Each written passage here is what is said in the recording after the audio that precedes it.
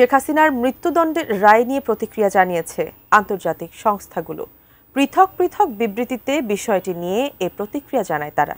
শেখ হাসিনার অনুপস্থিতিতে আন্তর্জাতিক ট্রাইব্যুনালের এমন বিচার কার্যক্রমকে ঠিক কিভাবে দেখছে আন্তর্জাতিক সংস্থাগুলো, এ নিয়ে বিস্তারিত জানাচ্ছেন লিমা সায়ন্তী। আন্তর্জাতিক মানবাধিকার সংস্থাগুলো বাংলাদেশের সাবেক প্রধানমন্ত্রী শেখ হাসিনাকে আন্তর্জাতিক অপরাধ ট্রাইব্যুনালের দেয়া মৃত্যুদণ্ডের রায়ের বিষয়ে প্রতিক্রিয়া জানিয়েছেন। এ বিষয়ে তাদের মূল আপত্তির বিষয় হল মৃত্যুদণ্ড এবং শেখ হাসিনাকে তার অনুপস্থিতিতে বিচার করা। বিষয়টি নিয়ে বিভিন্ন আন্তর্জাতিক সংবাদ মাধ্যমগুলোর প্রতিবেদন বলছে, জাতিসংঘের মানবাধিকার দপ্তর থেকে মানবাধিকার বিষয়ক মুখপাত্র জানিয়েছেন, এই রায়টি গত বছরের জুলাই মাসের বিক্ষোভের শিকার ব্যক্তিদের জন্য একটি গুরুত্বপূর্ণ মুহূর্ত। তবে একই সাথে সংস্থাটি যে কোনো পরিস্থিতিতে মৃত্যুদণ্ড আরোপের বিষয়ে দুঃখ প্রকাশ করেছে এবং এর বিরোধিতাও করেছেন। তারা বিচার প্রক্রিয়াকে আন্তর্জাতিক মানদণ্ড মেনে চলার আহ্বান জানিয়েছেন। আমি বুঝি নির্মাণের শিল্প, সালাম স্টিল বোঝে ডিউরেবিলিটি। সালাম স্টিল, মোস্ট ডিউরেবল স্টিল। এদিকে যুক্তরাজ্য ভিত্তিক সংস্থা অ্যামনেস্টি ইন্টারন্যাশনাল বলছে, শেখ হাসিনার ফাঁসির রায় সুষ্ঠু ও ন্যায়সঙ্গত হয়নি। তারা মনে করে বিচার প্রক্রিয়া তড়িঘড়ি করা হয়েছে। এছাড়াও কারোর অনুপস্থিতিতে বিচার আন্তর্জাতিক আইন ও মানবাধিকারের লঙ্ঘন। অবশ্য অ্যামনেস্টি ইন্টারন্যাশনাল সব পরিস্থিতিতেই মৃত্যুদণ্ডের বিরোধিতা করে।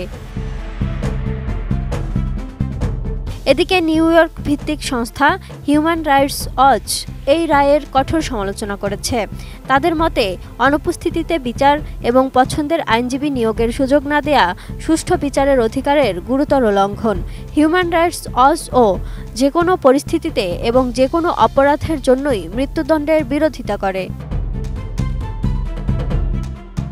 বিষয়টি নিয়ে বিবৃতি দিয়েছে HRW।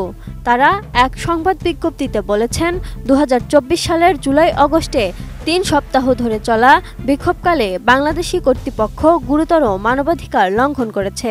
এ বিক্ষোভেই হাসিনা সরকারের পতন ঘটে। জাতিসংঘের এক প্রতিবেদনে বলা হয়েছে, বিক্ষোভ ও দমনপীড়নে প্রায় 1400 মানুষের মৃত্যু হয়েছে, যাদের বেশিরভাগই নিরাপত্তা বাহিনীর গুলিতে নিহত হয়েছেন।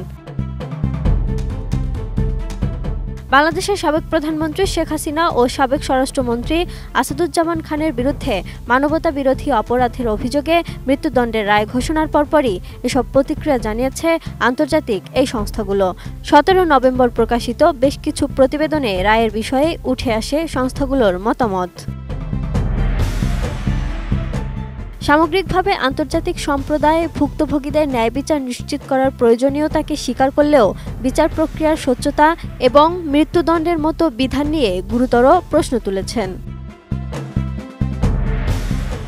Lima Sayanti, desk report, 18 news.